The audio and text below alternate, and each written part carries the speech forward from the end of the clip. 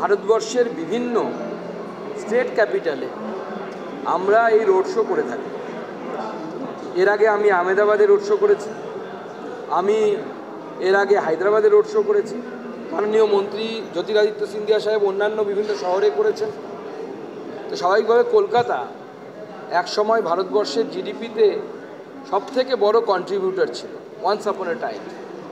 তো আমার মনে হয় বাংলাতে পোটেনশিয়াল আছে, এবং নর্থ ইস্ট এবং বাংলা পশ্চিমবঙ্গ এই দুটো হচ্ছে লাইক সিস্টার স্টেটস বলতে পারি আমরা, পরস্পর একদম সংযুক্ত। নর্থ ইস্টের অস্তিত্ব ভারতবর্ষের সাথে থাকে না যদি না বাংলা থাকে। বাংলার একটা বড় অংশ নর্থ ইস্টের 7 সিস্টার, আর এদিকে সিকিম, এর মাঝখানে আপনারা জানেন একটা কুচবিহার এবং জলপাইগুড়ি জেলার বড় অংশ এই নর্থ ইস্টের সাথে আছে। প্লাস আমার মনে হয় নর্থ ইস্টের অর্থনৈতিক উন্নতি হলে তার জন্য যে পোর্ট ইউজ হবে সেই পোর্ট হচ্ছে কলকাতা বা হলদিয়া পোর্ট। দ্বিতীয় অপশান ভারতবর্ষের পোর্টের কাছে নেই। তো স্বাভাবিকভাবে নর্থ ইস্টের ডেভেলপমেন্ট, নর্থ ইস্টের যদি ইনভেস্টমেন্ট আসে সেই ইনভেস্টমেন্ট অবশ্যই পশ্চিমবঙ্গের পক্ষে ইকোনমিক্যালি লাভদায়ক।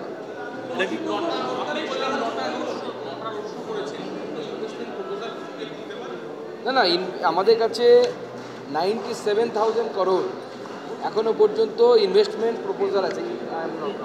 97,000 করোড় ইন মো অ্যাজ ওয়েল অ্যাজ ইন্ডেন অল টুগেদার। এই দুটোকে যদি আমরা মিলিয়ে দিই তাহলে 97,000 করোড় ইনভেস্টমেন্ট প্রপোজাল এবং মানে মৌ দুটোই হয়েছে আমাদের এসেছে।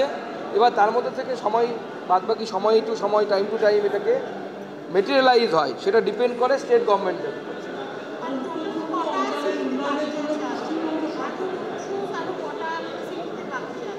দেখুন, আমরা মোটামুটি বেশিরভাগ সিটিতেই করে নিয়েছি। এরপরে মে মাসে আমরা একটা নর্থ ইস্ট ইনভেস্টমেন্ট সামিট করব দিল্লিতে।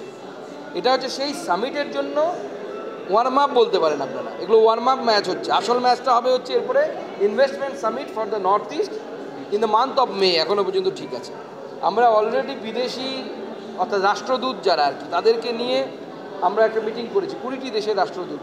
আমরা চাইছি যে নর্থ ইস্ট সহ গোটা ভারতবর্ষের ইস্টার্ন পার্টটা ফিনান্সিয়ালি বা ইন্ডাস্ট্রিয়ালি লেস ডেভেলপ, সেজন্য মাননীয় প্রধানমন্ত্রীর নেতৃত্বে অ্যাক্ট ইস্ট পলিসি নেওয়া হয়েছে। সেই অ্যাক্ট ইস্ট পলিসির মাধ্যমে আমরা চাইছি বেশি বেশি ইনভেস্টমেন্ট আসুক।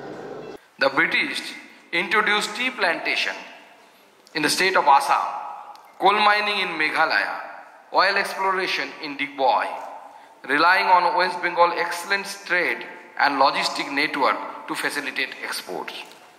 Over the past decade, under the visionary leadership of our Honorable Prime Minister Sri Narendra Modi ji, the Northeast has undergone a remarkable transformation. The number of operational airports in the region has grown from 9 in 2013 to 17 by 2023.